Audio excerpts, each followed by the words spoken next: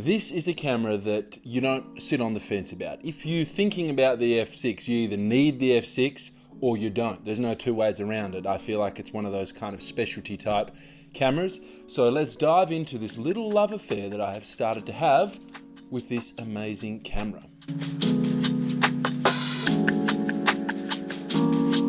And just before we get started, guys, if you'd love to help and support the channel and you enjoyed these videos, then head over to my camera strap website, www.35strapco.com.au. You guys can pick yourself up a camera strap. It goes a long way to help support the channel. They are all hand cut, hand stitched, handmade by yours truly.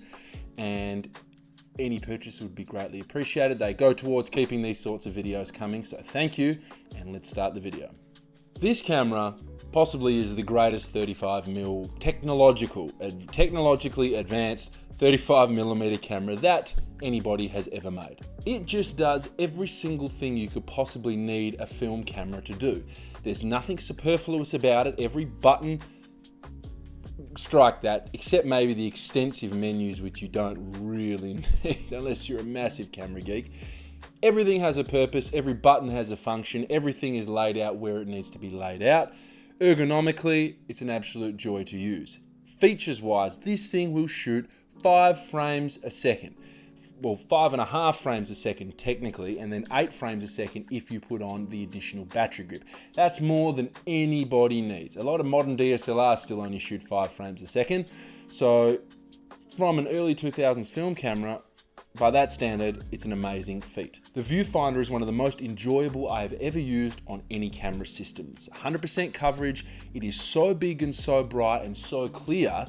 It almost takes the cake of the best viewfinder I have ever used on any film camera in general, bar the Fujifilm GF670. Now that was a beautiful viewfinder. This definitely comes in a second to that, but it's just absolutely amazing and better than any other 35mm camera viewfinder I have ever used.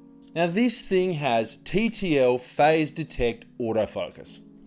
It's just amazing. The hit rate on this camera is phenomenal. That's part of the reason why I bought it. The autofocus is extremely fast, extremely snappy. You've got 11 autofocus points, which you can move around, selectable. You've got, 3D tracking, the earliest versions of that implemented in this camera. The 3D matrix metering. Oh, these days with film being so expensive, you really don't want to be wasting any frames, especially if you're shooting slide film. You do not want to be wasting any frames with missed autofocus, incorrect exposure. This camera will just absolutely nail exposure, autofocus every single time. That's one of the things I love about it, and another reason that drew me to this camera. So why did I purchase this? I mean, it is quite an expensive camera as today's standards goes. It first kind of popped up on my radar as, with the announcement that it was being discontinued. I have been using my Nikon F100s for quite some time. Very capable cameras, or nowhere near as capable as this, but I've been using the F100s, and then when the articles first popped up that end of an era, Nikon's discontinued, the last professional film F, I thought, wow, read a bit about the camera and go, wow, that would really be the most ideal camera to do the work I like to do, mostly surf and lifestyle stuff. Lo and behold, prices went through the roof because it announced discontinued. The same thing happened, unfortunately, to me when I sold my Leica M7. Then Leica announced the discontinuation of the M7. Prices went through the roof. So whoever bought mine off me got a wicked deal. But this camera went through the roof, and I didn't really give it a second thought because, at the time I'm going, well, hey, it's a lot of money to pay for this camera. I just keep using my F100s, in the same regard. But fast forward 3.5 years and I now have one, and somehow I managed to score myself a deal. It still can be done as long as you're not on eBay, to be honest.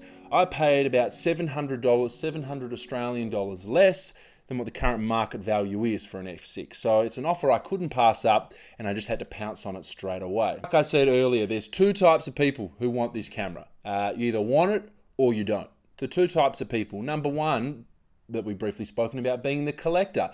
This being the last Nikon F professional F film camera, it does have a serious place in Nikon's history as far as film cameras go. So people wanting to collect this to have the full range from the Nikon F, 2, 3, 4, etc., Completely understandable. Those sorts of people will buy and collect this camera.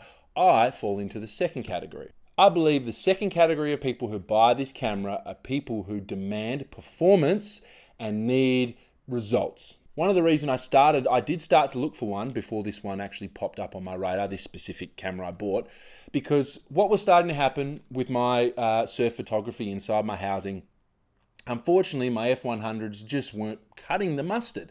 You know, surf photography is, you know, high pace, high action stuff. Now, this would go for anyone shooting motorsports, horse racing, motorcycle racing,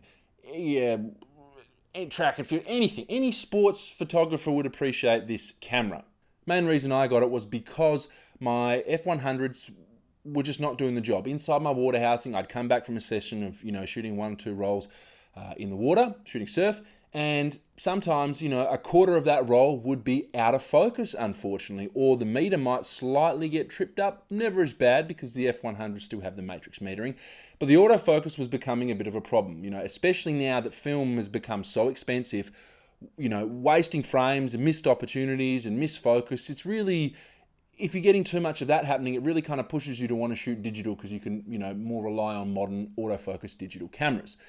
So that's why I was looking at this. I was thinking the autofocus is so renowned for being extremely reliable, and this is an extremely, you know, high-performing camera. It will solve a lot of those issues I have in the water. Now, it's peak summer here, so the surf is absolutely garbage, and I haven't actually had a chance. Well, I lie. The surf isn't good enough in summer to warrant wasting film taking photos of knee-high waves and people not actually, you know, surfing that well, unfortunately. So I haven't had a chance to test this camera in the water yet. Another area that I've really been enjoying this camera for is street photography. I've mentioned this camera twice in 2 previous videos. The next episode as well, the first one, and now the next episode you'll see of Friday Street with Coop and Ted will be shot with the F6. And using this camera for street photography is an absolute dream. You wouldn't think so, but it is just fantastic. This camera is so reliable. Autofocus snaps on. Adjustable autofocus points to be able to focus on your subjects in the left, right, bottom, whatever corner of the frame you like. 100% hit rate. Exposure is nailed every single time. You know, with a wide angle lens, a 28 or a 35, it's just fantastic. The only gripe, not gripe, but the only caveat with street photography in this camera is the shutter isn't quiet. It's not loud. I think it has possibly one of the nicest and beautiful sounding shutters of any SLR I've used, but it's not quiet. And if you're using a 35 or a 28mm lens and taking a photo of someone up close, they will hear that shutter go off, and you need to be prepared to engage with that person because they will hear. If you take a photo of someone up close, it's loud enough that they will look, and they'll probably give you a look going, what? Did you just take a photo of me? It will happen. So as long as you're comfortable engaging with people in that scenario, fantastic camera for street photography. Now, I think this camera is absolutely flawless, except for one thing. There is one thing about the F6 that I think most people would say is a negative. It's the only thing I would say that is a negative about the F6, and that is that it looks too much like a digital camera. It does, guys. Now, whilst I think it is a very pretty SLR, it still looks like a digital camera, and 9 times out of 10 people are going to mistake this for a digital camera. So you definitely lose the sex appeal that comes with, you know, more nostalgic, you know, 70s, 80s film cameras, manual advance, manual dials. Unfortunately, you lose all that with this camera. So I think that's why it doesn't have the appeal to the masses as, you know, a lot of other more, you know, film cameras do these days.